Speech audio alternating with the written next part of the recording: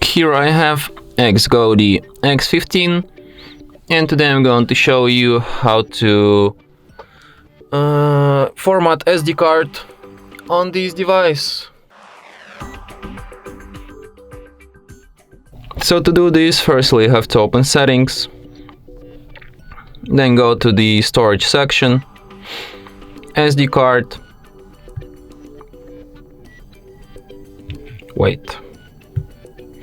Okay, so you tap here, then go to the Storage settings and select Format. Tap Erase and Format, and after a few seconds SD card will be formatted and ready to be used anew. And that's it. Thanks for watching. If you find this tutorial useful, don't forget to hit that like button and subscribe to our channel.